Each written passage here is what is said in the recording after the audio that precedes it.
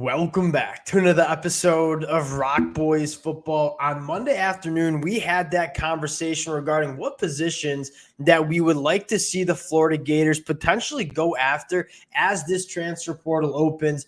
You guys gave a lot of feedback. Now we're going to look at some targets that I think would be really good fits for this Florida Gators program. And as requested, it's going to be centered around the wide receiver position where I think we all agree Florida could use a couple more bodies and a couple more guys that could provide an impact in this passing attack heading into 2024. Fired up to get into this one. Before we do, and as always, just want to say thank you to you guys. Cannot thank you guys enough for all the support you guys have shown, whether we're breaking down the spring game, talking this program on the recruiting trail. You guys continue to show a ton of love, a ton of support. Can't thank you guys enough. If y'all do enjoy the content, consider subscribing to the channel. Much more importantly, would love to hear some of your feedback in the comment section regarding some of the players that we're about to talk about. And then if you've got players that you would like to add, let it fly in the comment section. And without further ado, let's get into this one. And I want to start with the wide receiver position and talk about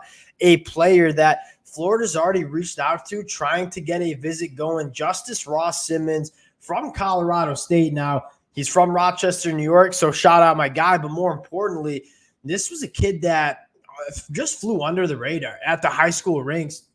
You take a look at what he's done since he's gotten to Colorado State. In the first 2 years of his career, 71 catches for over 1,100 yards, 6 touchdowns.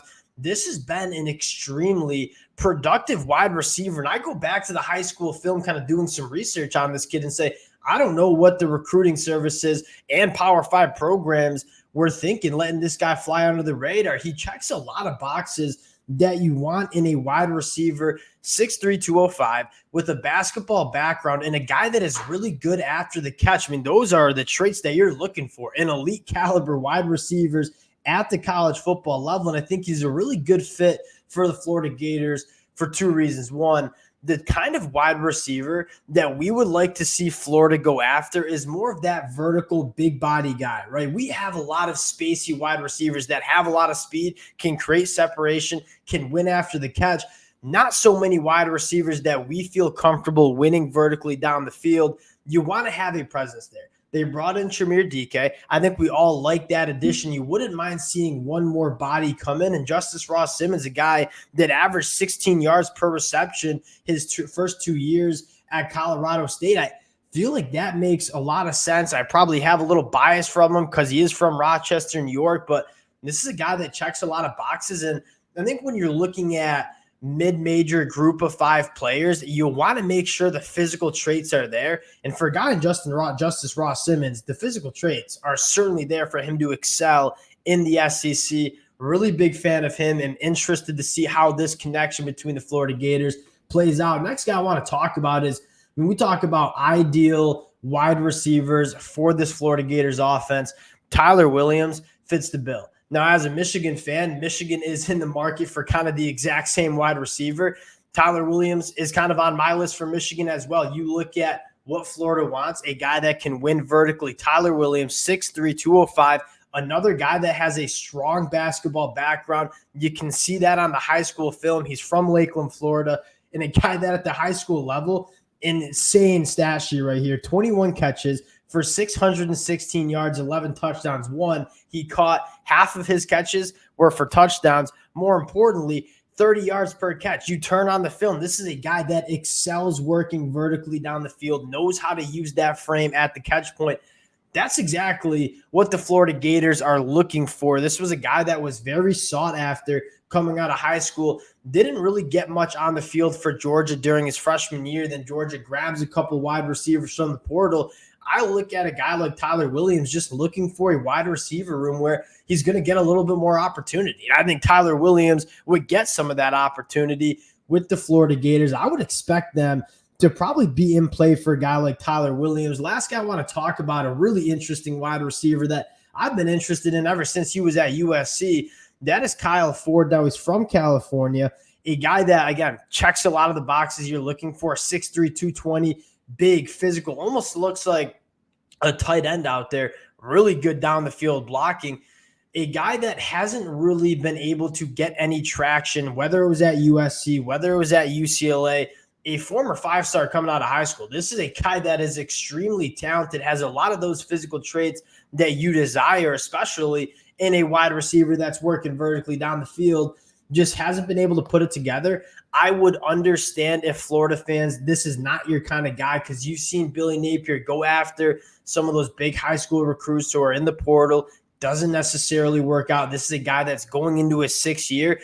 I think the conversation is Kyle Ford just maybe a bust in terms of high school recruiting rankings, or is he a guy that has the talent and just hasn't been in a spot where he can be successful? If it's the latter, probably worth a shot on betting on the physical traits. But if it's the form and you feel like, hey, maybe he's just not going to make it, that's also a conversation you probably pass on a guy like Kyle Ford. Now, going outside of the wide receiver position, I want to give a quick shout out. Not going to go too in depth.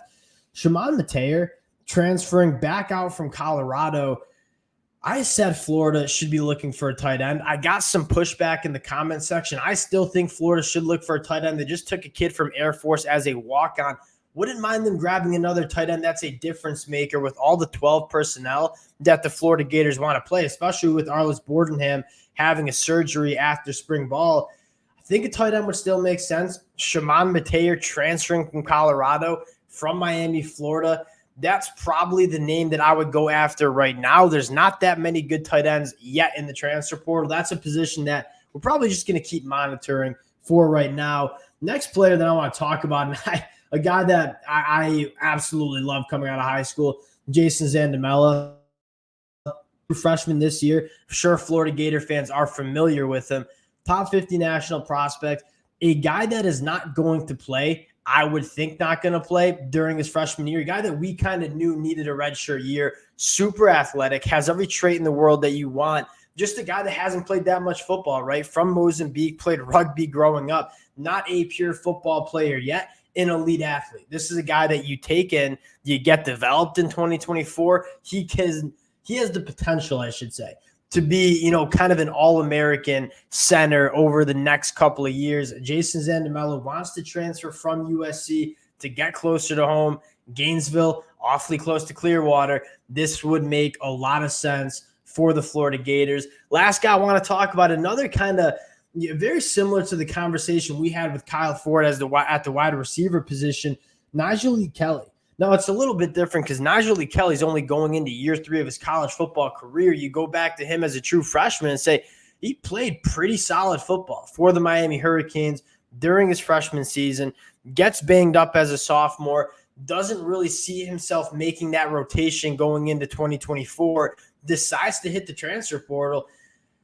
We sometimes overcomplicate the game. I've been talking a lot about this on the recruiting trail. Sometimes in the sport of football, it's a highway speed game. You got to have guys that are big, fast, just better athletes than the ones lining up next to them or across from them, I should say. Nigel LeKelly, in my mind, is one of those guys you want on your team, one of those guys that you want to bet on their upside. And he's a guy that I don't think is a washout, right? He played good as a freshman, got hurt as a sophomore going into his junior year.